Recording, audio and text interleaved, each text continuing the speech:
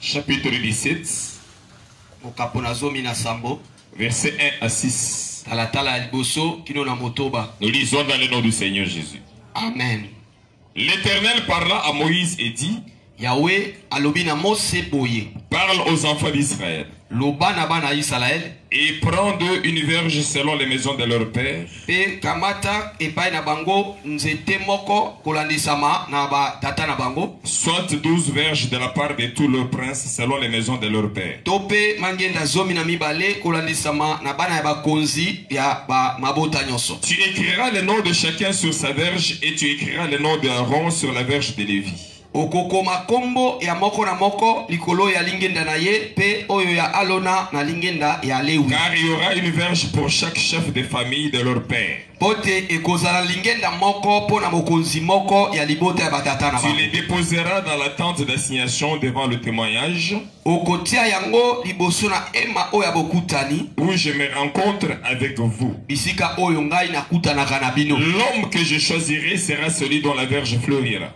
Moto oyo ngai nakopono yende moto oyo lingenda na ye kobota fololo. Et je ferai cesser devant moi les murmures qui profèrent contre vous les enfants d'Israël. Pe nakosala te koyima yima esile pai na bino oyo zokote pai bana Israël. Moïse parla aux enfants d'Israël. Mose alobi na bana Israël. Et tous leurs princes lui donnèrent une verge, chaque prince une verge. Pe bana bakonzi na bango bapesaki ye moko na moko lingenda moko. Selon les maisons de leur père. Kolandisama na ndako ya batata na bango. Soit 12 verges. Tope mangenda zomi na mibale. La verge d'Aaron était au milieu de leur. Lingenda ya Alona ezalaki na katikati na oyo ya bango. Que l'Éternel accorde déjà sa parole. Amen. Amen.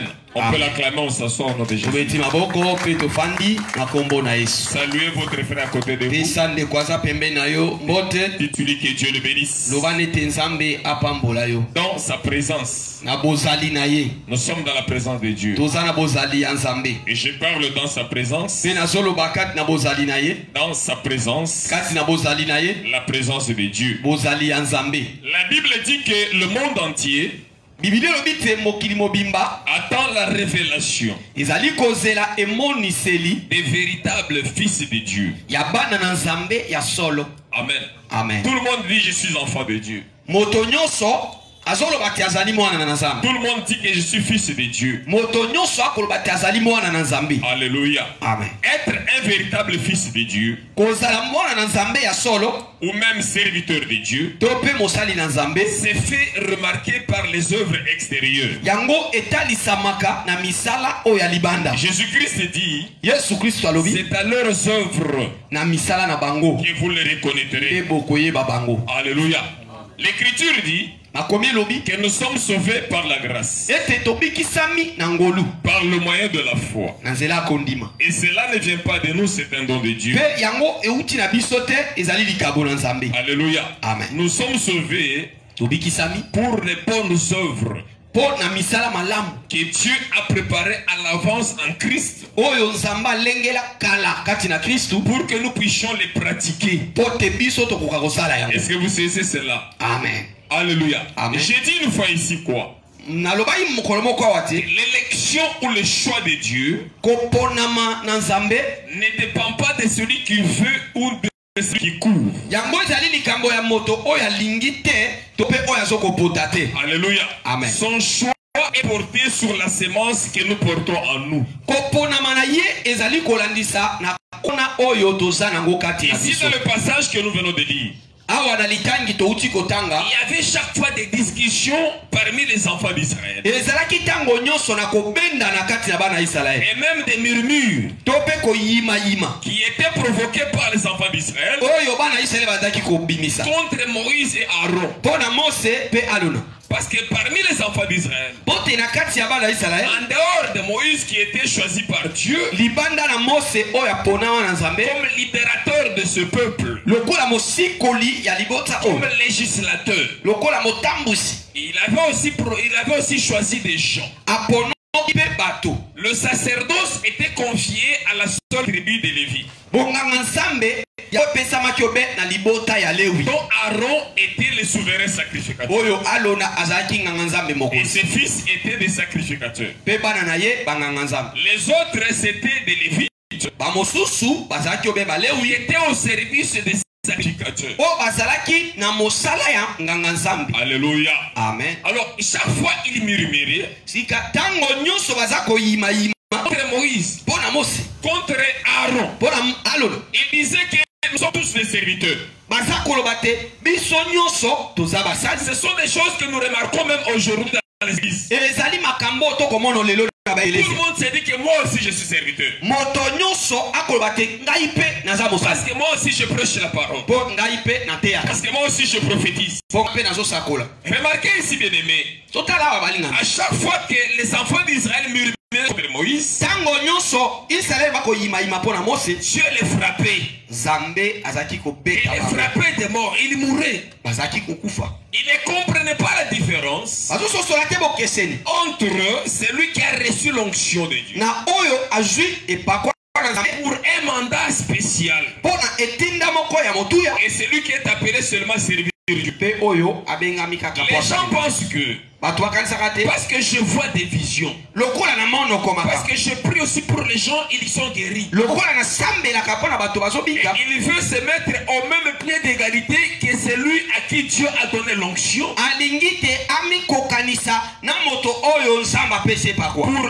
pour un mandat bien spécial ou une émission spéciale. Il disait que nous sommes tous des serviteurs de Dieu. Souvenez-vous de l'épisode de Myriam et Aaron. Ils en avaient eu pour leur compte. Moïse avait donné la loi et aucun enfant d'Israël ne pouvait prendre une femme étrangère. Et même Moïse a pris une femme étrangère. Et Myriam et Aaron, ils ont murmuré contre Moïse. Ils ont dit que nous tous, Dieu parle par nous. Nous tous, nous sommes des serviteurs de Dieu. Dieu ayant entendu cela, avait frappé Myriam. C'est pour cela que je voudrais ici vous faire comprendre ces choses. Alléluia.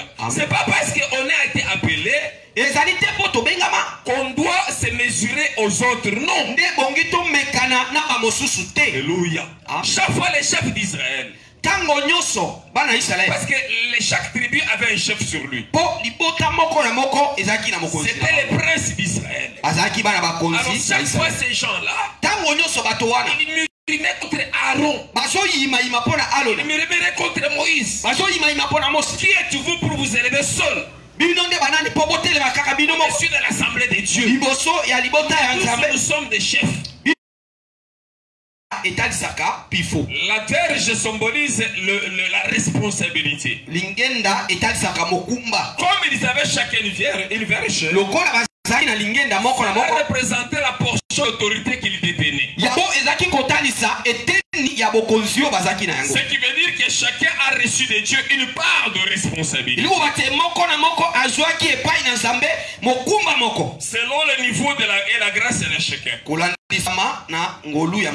Amen. Je voudrais te dire une chose. C'est pas parce que tu pries pour les gens que les gens parfois sont guéris que tu dois te mettre à une certaine position. Beaucoup d'enfants de Dieu commettent beaucoup d'erreurs. Surtout les frères. Il y a des frères qui se permettent même de manger la dîme des gens alors qu'ils ne sont pas encore autorisés. C'est là pourquoi c'est dit que je suis intercesseur. Je suis responsable dans la chorale. En tant que responsable, j'ai aussi droit de faire ça. Même vous les enfants de Dieu, il y a des enfants de Dieu qui ont remis leur lui qui se recommande lui-même, qui est approuvé par Dieu. C'est celui que Dieu lui-même recommande. Dans l'église de Dieu aujourd'hui, non plus c'est des gens qui se recommandent eux-mêmes. Des big prophètes, des archbishops qui n'ont pas été recommandés par Dieu. Ici Dieu dit à Moïse, l'homme que moi je choisirai, sa verge, alléluia, sa verge va fleurir. Alléluia. L'arbre représente l'homme. Donc l'arbre de chacun représente la personne. Amen. Amen. Jésus, quand il avait guéri un homme aveugle, il avait demandé quelque chose. Il avait des joies des gens, des hommes qui marchent comme des arbres. Donc l'arbre représente l'homme. Et chaque personne devait amener une verge qui vient d'un certain arbre. Alléluia. Amen. Écoutez frère, ce que Dieu a fait, cela veut dire que lorsqu'on est appelé de Dieu, véritablement, c'est dans sa présence que les choses se passent. C'est dans la présence de Dieu on reconnaît que celui-ci est appelé par Dieu, que celui-ci n'a pas été appelé par Dieu. On pouvait être voleur, on pouvait être pute, prostitué, on pouvait être fumeur, buveur. Mais dans la présence de Dieu, on ne peut pas rester la même personne. Je ne sais pas si je me fais comprendre. Vous pouvez critiquer les gens. Cette soeur est une pute. Ce frère, c'est un voleur. Mais celui qui est véritablement appelé par Dieu, dans la présence de Dieu, il ne restera pas la même personne. Celui qui reste la même personne avec la haine, avec la jalousie, il n'a jamais été choisi par le Seigneur. Alléluia. Le bâton là était sec, la verge. On ne savait pas de quel arbre cela venait. Alléluia. Amen. Personne ne connaissait. C'est comme tel que nous sommes ici. On ne connaît pas l'origine de chacun de nous. Chacun avait sa verge. Je ne sais pas qui vient de n'importe quel arbre. Si c'est du manguier, de quel arbre. Vous voyez que le bâton, Dieu seul, mais c'est l'origine. Toutes ces verges-là, c'était des bâtons secs. On peut mettre la couleur dessus. On peut mettre le vin dessus. Comme vous voyez les apôtres, les apôtres là. Ils ont chacun des verges. On connaît que c'est le bois, mais on ne sait pas de quel arbre ça vient. C'est ça la vie de chacun de nous. Chacun a ses racines. Chacun a ses origines.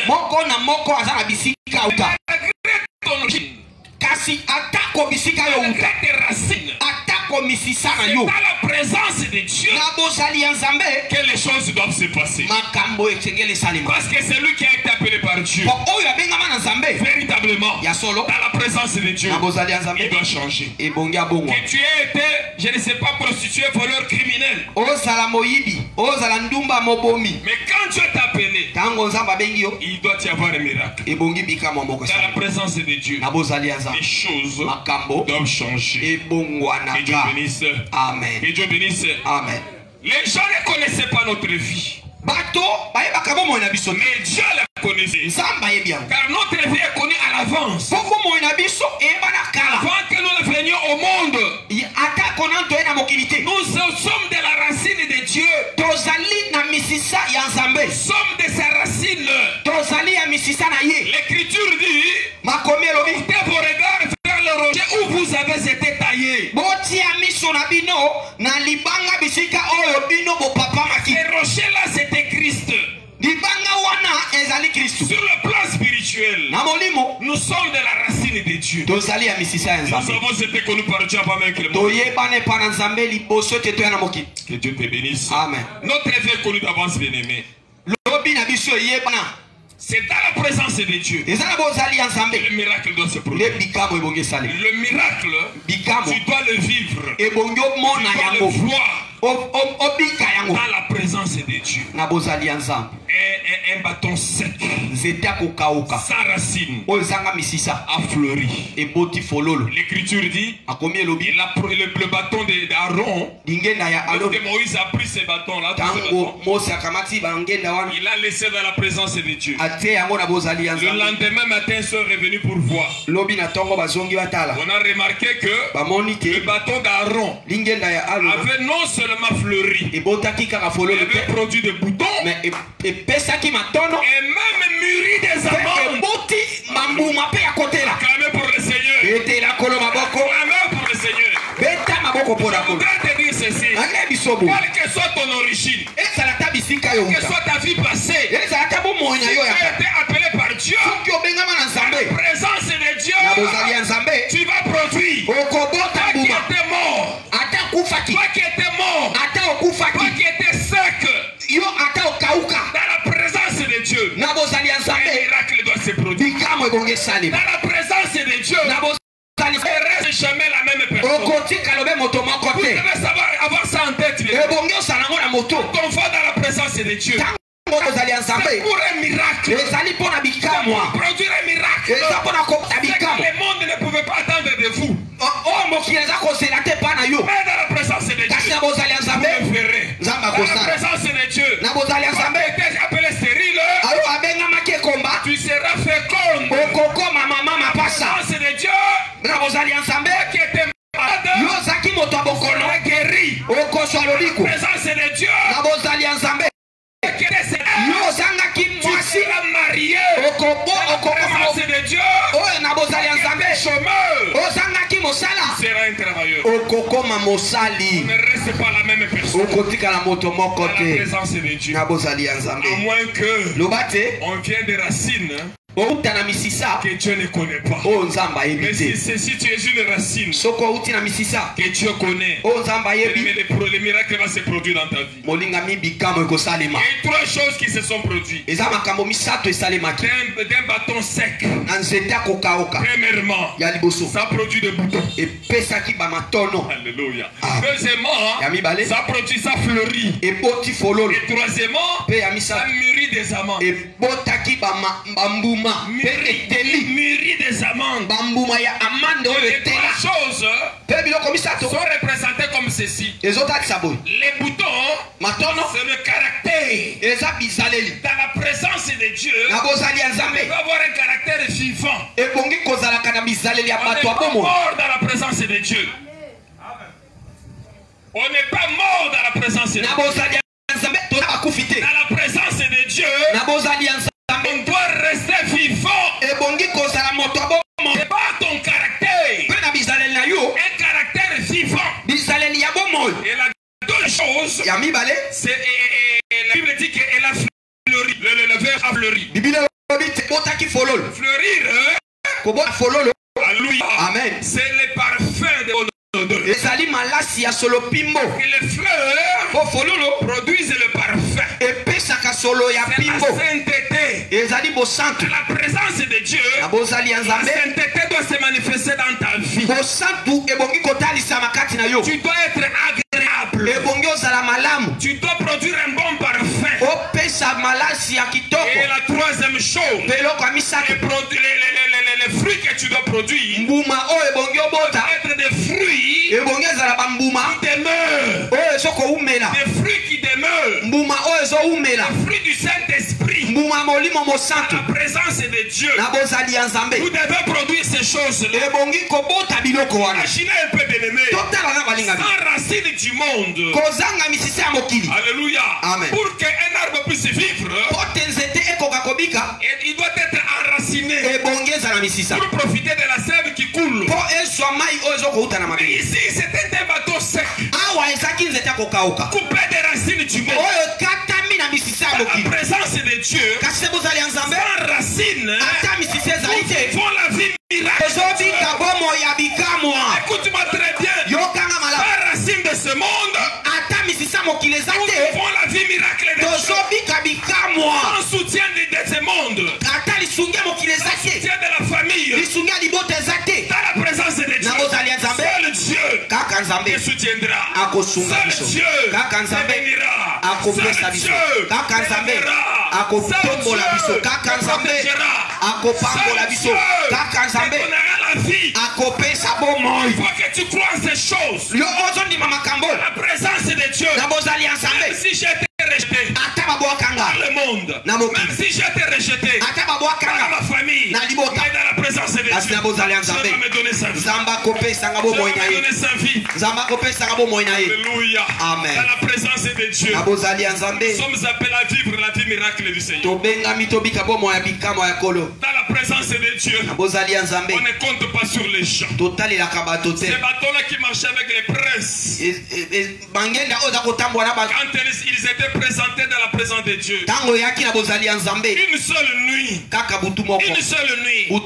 matin quand on est arrivé, on a vu les miracles. Je te dis, bien-aimé, dans la présence de Dieu, une seule journée, une seule heure, dans la présence de Dieu, ta vie va être transformée. Dans la présence de Dieu, nous sommes ce que nous sommes. Beaucoup de gens ici, bien-aimés, ils n'espéraient pas avoir la vie qu'ils ont. Si tu es aujourd'hui, si tu as un témoignage, c'est parce que tu demeures dans la présence de Dieu.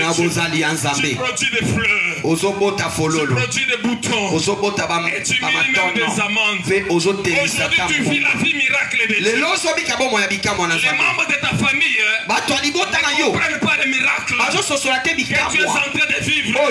Je vais te dire une chose. C'est un seul secret. Parce que tu es dans la présence de Dieu.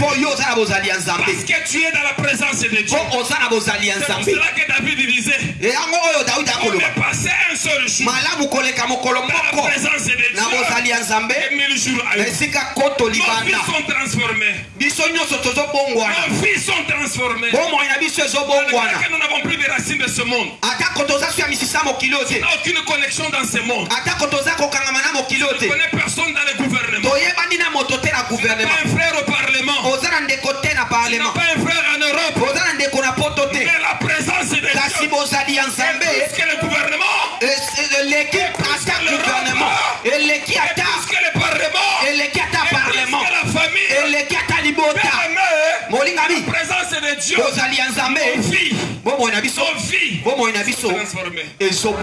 C'est pour ça que je t'exhorte aujourd'hui. Quand tu viens dans la présence de Dieu, sache que tu ne deviens pas devant un roi de ce monde. Tu ne viens pas devant un président de ce monde. Mais tu viens devant le roi des rois. Tu viens devant le Seigneur des Seigneurs. Celui qui change. Celui qui produit les miracles dans nos vies. Alléluia. Amen. Alléluia. Amen. C'est quand on a remarqué la verge d'Aaron a poussé des boutons, mûri des amandes, a fleuri. On a compris que l'origine de ce bâton-là vient de l'amandier. Alléluia. Amen. Alléluia. Amen. Je vais te dire une chose, bien-aimé. Quand on verra les œuvres, quand on verra les miracles, quand on verra les fruits que tu produiras, c'est là que les gens sauront que non, il vient de là. Il vient de là. Nous ne sommes pas de ce monde. Nous sommes de l'au-delà. Ils ont remarqué que ces bâtons-là venaient de l'amandier. Jérémie chapitre 1er. J'ai répondu, je vois une branche d'amandier. L'Éternel me dit, tu as bien vu, car je vais sur ma parole. Je veille sur ma parole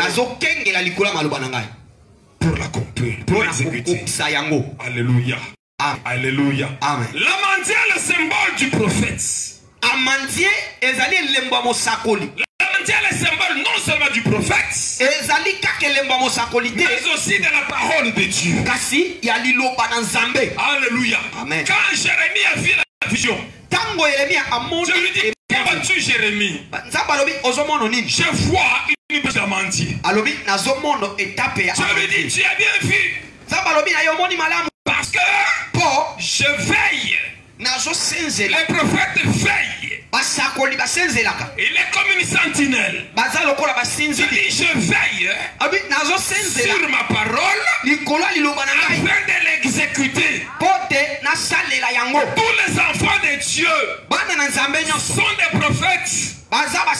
Ah, tu n'as pas entendu, tu n'as pas compris, tu n'as pas compris. Alléluia. Tous les enfants de Dieu, les fils de Dieu. Je l'ai dit, bien aimé, ce sont des prophètes. L'écriture dit, garde, plutôt, achève-toi devant Jésus, adore Dieu, amen, et garde le témoignage. Parce que le témoignage de Jésus, c'est l'esprit de la prophétie. Tous ceux qui ont le témoignage de Jésus, ils ont l'esprit de la prophétie. Et tous les fils de Dieu, leur origine, c'est l'amandier. Alléluia. Ce sont des prophètes de Dieu. Ce sont des prophètes de Dieu. Lorsqu'on a vu ces choses, ces miracles se produisent, on a pris la verge. On a pris la verge qui a fleuri. On a reporté ça dans ta présence, dans la présence de Dieu, dans l'arche de l'Éternel, pour toujours.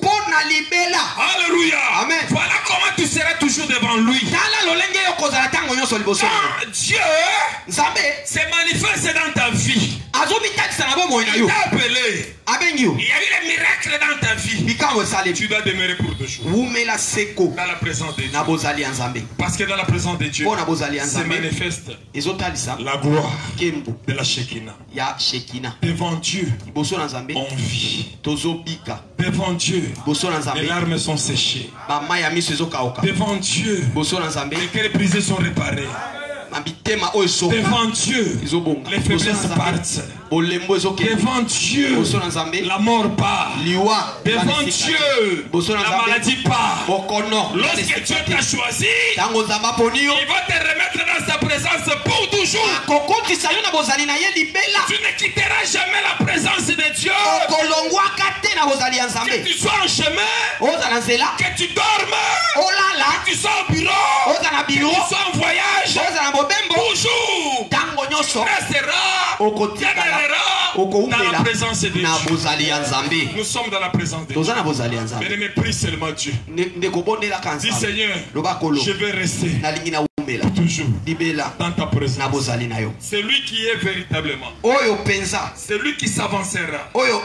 Qui demeurera véritablement dans la présence de Dieu. Bien-aimé, ta vie va changer. Tu ne vas rien forcer. Tu ne vas rien forcer. Sans racine. Sans racine. Le bâton, la verge a fleuri. Sans racine, la verge a produit des boutons. Sans racine, la verge a mûri des amandes. Je vais voir aujourd'hui de quel arbre viens-tu? De quel arbre? De quel arbre viens-tu? Alléluia. Est-ce que tu viens de l'amandier? Pour qu'on voie les fruits. Tu viens de quel arbre? Tu viens de quel arbre? Nous sommes connus avant que le monde soit. Et nous avons été prédestinés à être semblables à l'image de Christ. Pour que cela soit vu, tu dois être dans la présence de Dieu. Tu dois t'aimer dans la présence de Dieu. De par ta vie, de par ta conduite, de par ta façon de prier.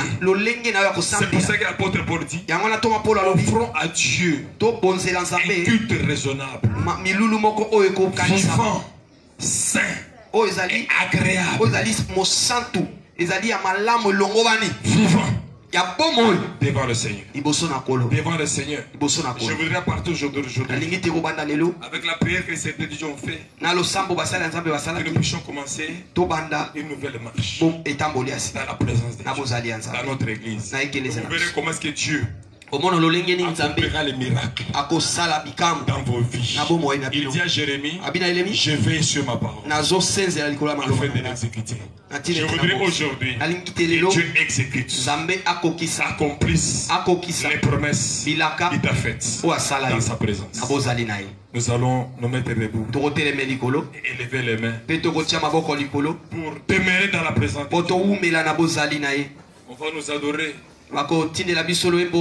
Adorer le Seigneur plutôt. Nous chanter une chanson d'adoration. Qui va nous amener dans la présence de Dieu. Dans la présence de Dieu. Dans la présence de Dieu. Alléluia. Alléluia. Yes. Que chacun de nous où il se trouve.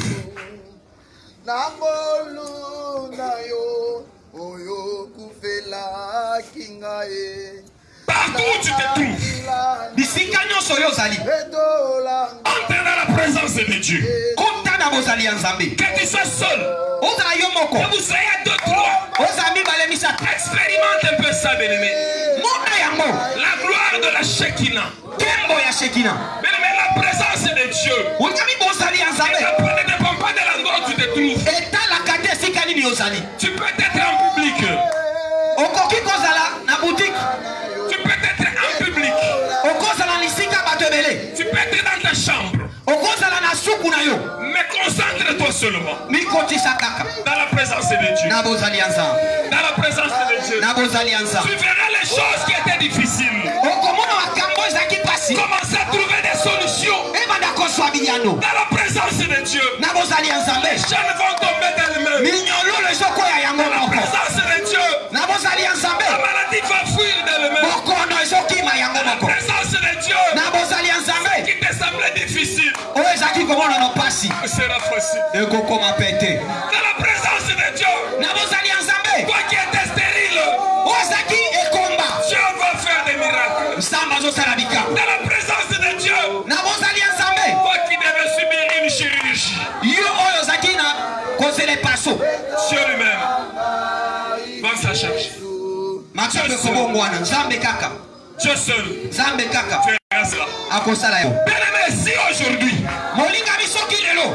tu te décides vraiment de rester demeuré dans la présence de Dieu, je te dis, bien-aimé, quelque chose va se faire. Je voudrais qu'un miracle se passe dans ta vie, dans ton travail, dans ta santé. Que le miracle de Dieu se passe. Que le miracle de Dieu se manifeste. Tu dois produire une vie miracle. Bien-aimé, considère-toi dans la présence de Dieu. Si l'Esprit de Dieu te pousse à chanter, commence à chanter. Si l'Esprit de Dieu te pousse à prier, commence à prier. Dieu lui-même s'occupe du reste.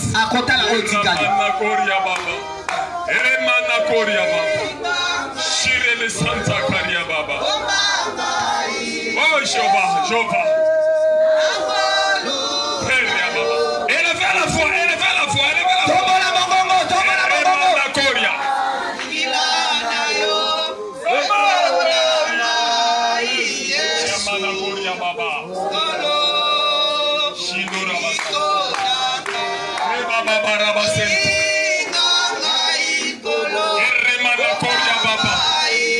Dans la présence de Dieu, les morts ressuscitent. Les eaux desséchées deviennent des hommes. Dans la présence de Dieu, Lazare qui était mort était ressuscité. Dans la présence de Dieu, Bartimée a vu encore. Qu'est-ce qui ne va pas dans ta vie, bien-aimé? Dans la présence de Dieu, tu vivras la vie miracle. La vie miracle. Élevez la voix maintenant. Élevez la voix maintenant. Alors Seigneur, dis-lui que je suis dans ta présence. Dis-lui que je suis dans ta présence. Que ma vie change.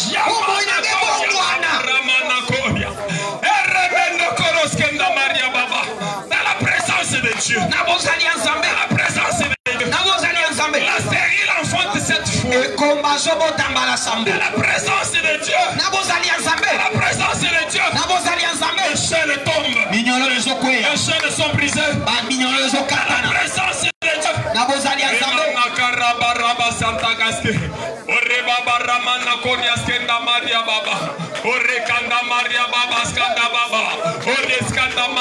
la présence de Dieu. Parfois nous manquons de mots. Nous ne faisons que l'adorer. Nous ne faisons que l'adorer. Adorez-le de ce qu'il est. Adorez-le de ce qu'il est. Adorez-le de sa divinité. Il est 3 fois saint.